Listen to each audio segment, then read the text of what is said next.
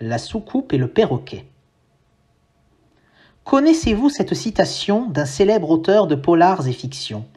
Lorsque vous avez éliminé l'impossible, ce qui reste, soit-il improbable ou risible, est nécessairement la vraie solution.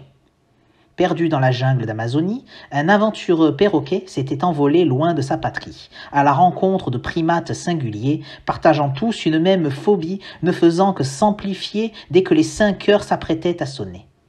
Réfutant la thèse de l'hystérie et refusant toute forme de raillerie, l'oiseau, bon sceptique, voulait étudier par le principe de parcimonie ce phénomène inexpliqué. « Pourquoi, demanda-t-il, êtes-vous apeuré au point de déserter la canopée ? La cause en est la lumière argentée qui zèbre au quotidien notre ciel azuré. Nous en avons la certitude, il ne peut s'agir que de visiteurs ayant traversé le cosmos, venus d'ailleurs. Au-dessus des arbres et à cette altitude, vous avez réussi à les voir sans grimper ? Ou vous l'avancez sans rien avoir observé ? Elle m'a l'air bancale, votre histoire. Nous n'avons nul besoin de nous justifier, c'est ce que nous avons choisi de croire, rétorquèrent alors les singes agacés.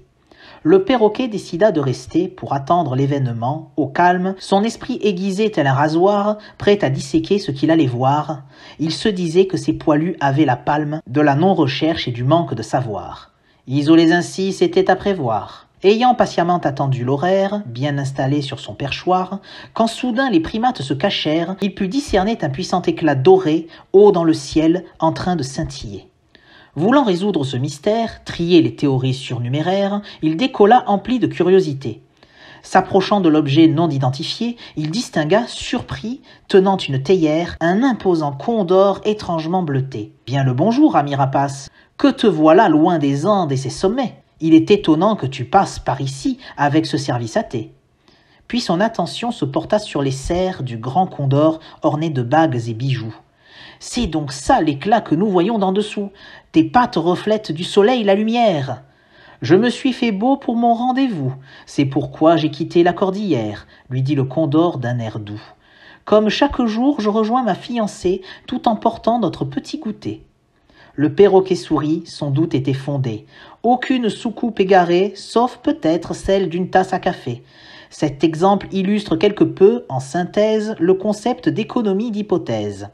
Il est plus logique et sensé de supposer qu'il peut exister un condor coquet plutôt qu'un quelconque vaisseau interstellaire faisant du tourisme autour de la Terre. Privilégier la simplicité, lorsque la conjecture est suffisante, est la méthode la plus cohérente quand on veut déceler la vérité. Nous pouvons également ajouter: toute assertion extraordinaire nécessite des faits plus qu'ordinaires.